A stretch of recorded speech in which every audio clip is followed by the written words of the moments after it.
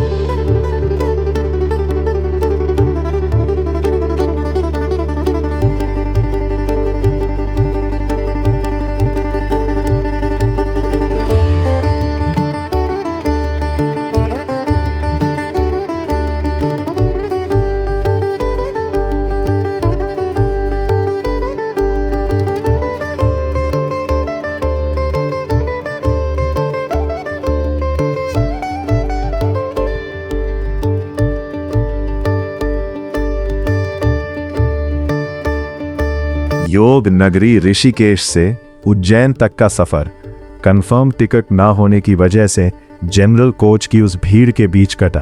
पर उस भीड़ का भी अपना अलग ही आनंद है, जहां आप नए नए लोगों से मिलते हैं, उनकी कहानियां सुनते हैं और उनसे वार्तालाप करते हैं।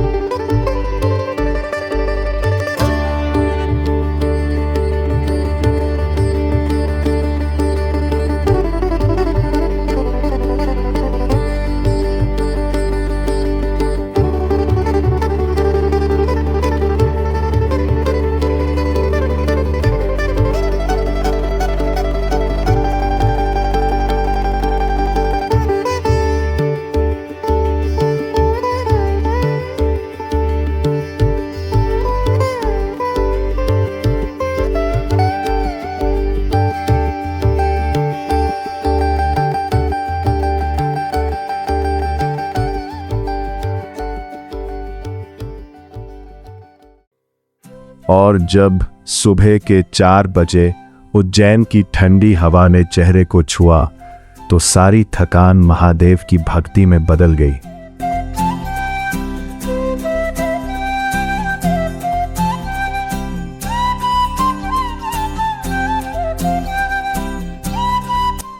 तड़के सुबह महाकालेश्वर ज्योतिर्लिंग की ओर बढ़ते कदम और जुबां पर सिर्फ एक ही नाम रटते हुए, हर हर महादेव, हर हर महादेव।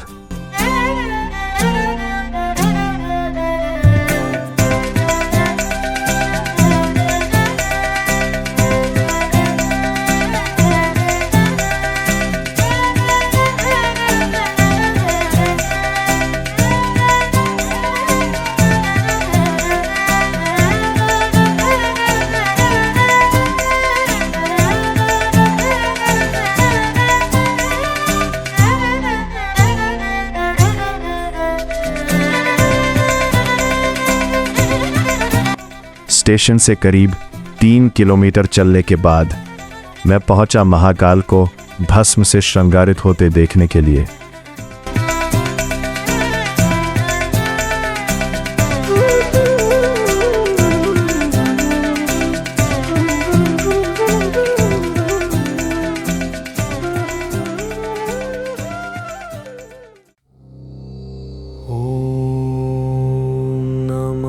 शिवाय। ओम नमः शिवाय।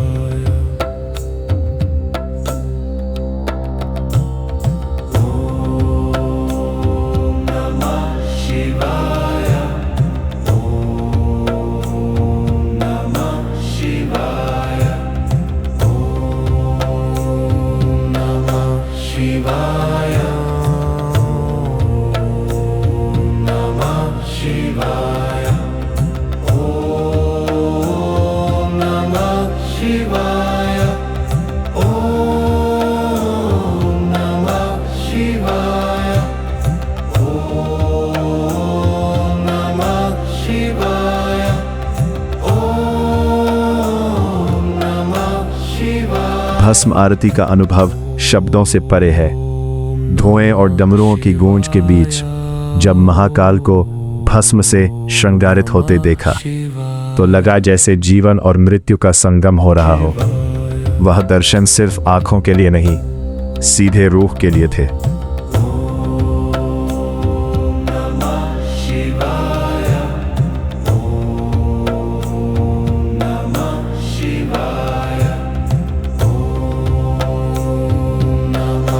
शिवाय।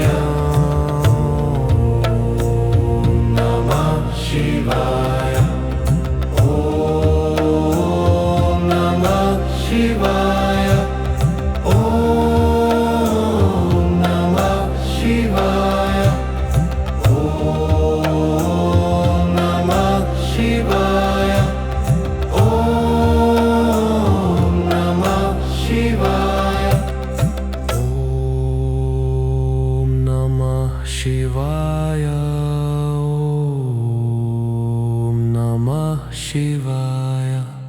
ओम नमः शिवाय। ओम नमः शिवाय। ओम नमः शिवाय। ओम नमः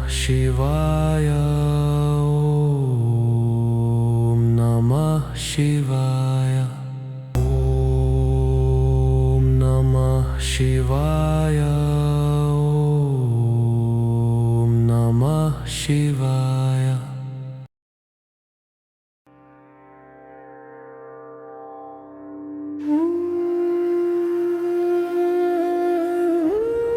आरती की अग्नि के बाद मैं पहुंचा मां शिप्रा के आंचल में।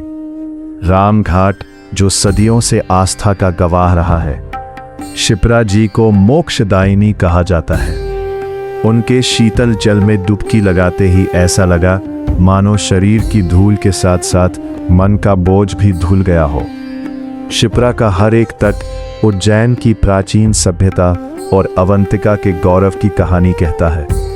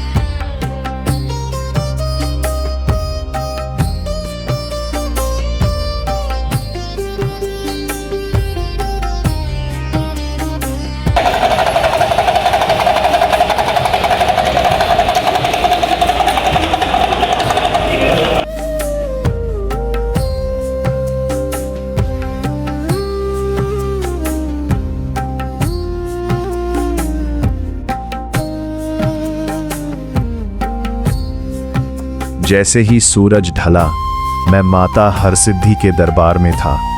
यहाँ की संध्या आरती और दीपस्तंभों की रोशनी एक अलग ही ऊर्जा भर देती है। महाकाल अगर उज्जैन के राजा हैं, तो मां हरसिद्धि यहाँ की ममतामयी शक्ति है। उनके दीपस्तंभों की लौ सिर्फ मंदिर को नहीं, हमारे भीतर के अंधकार को भी रोशन कर देती है। जब हजारों दीप एक साथ जलते हैं, तो ऐसा लगता है मानो आकाश के सितारे मां की आरती उतारने जमीन पर उतर आए हों।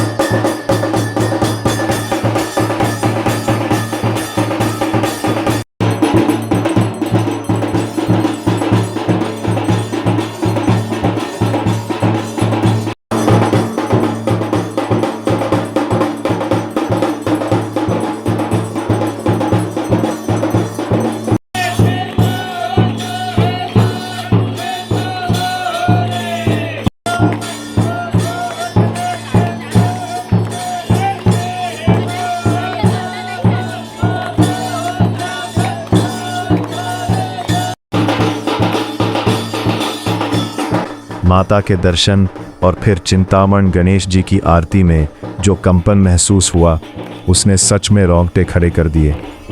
उज्जैन की शाम सिर्फ अंधेरा नहीं, बल्कि हजारों दीपकों का उजाला लेकर आती है।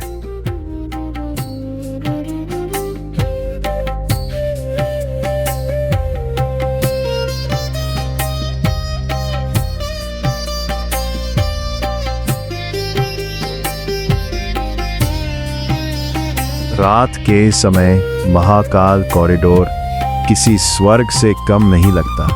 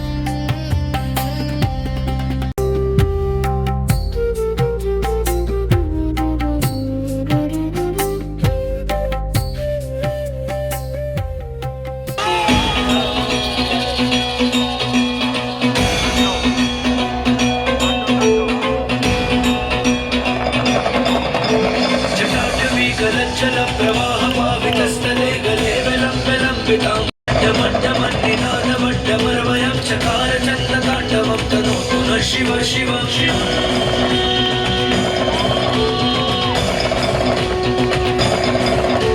जटाकटाह संभ्रमभ्रमन्निलिम्ब निर्झरी विलोलवीचि वल्लरी विराजमान मूर्धनि धगत् धगत् धगत् झलल्ललाटपट्ट पावके किशोर चन्द्रशेखरे रति प्रतीक्षणम्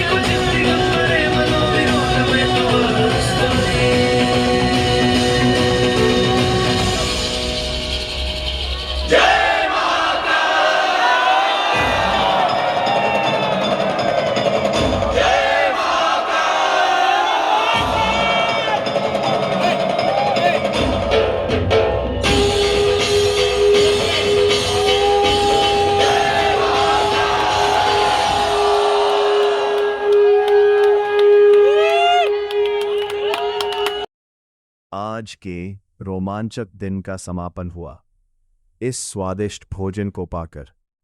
अब मिलते हैं आपसे कल।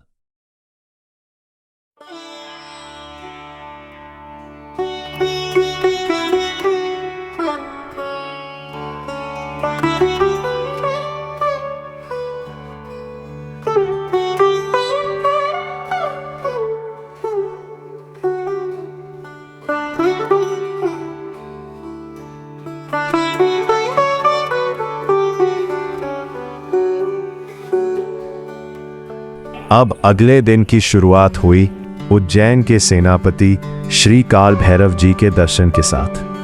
कहते हैं यहाँ आए बिना उज्जैन की यात्रा अधूरी मानी जाती है।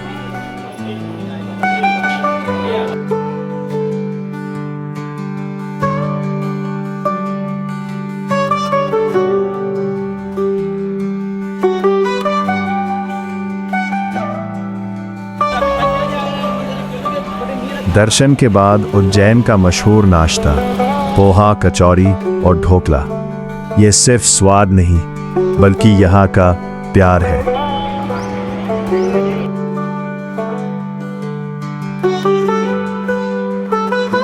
किस्मत देखिए, आज हनुमान जयंती भी है। मनोकामना सिद्ध हनुमान मंदिर जाकर बजरंग बली को जन्मदिन की बधाई दी और आशीर्वाद लिया। अब मैं फिर से उसी रामघाट पर खड़ा हूँ जहाँ से यात्रा शुरू हुई थी। उज्जैन ने मुझे सिखाया कि चाहे जिंदगी की ट्रेन कितनी भी भीड़ भरी क्यों ना हो, अगर मंजिल महादेव हो तो रास्ता अपने आप बन जाता है। काल का पहिया घूमता रहेगा, लहरें यूं ही बहती रहेंगी। अवंतिका की इस मिट्टी में रूह महादेव महादेव कहती रहेगी। उज्जैन की इस पावन गाथा को आज यही विराम देता हूँ। अब विदा लेता हूँ इस पावन नगरी से, इस वादे के साथ कि फिर लौटूंगा। तब तक के लिए महादेव की कृपा आप सब पर बनी रहे। जय श्री महाकाल।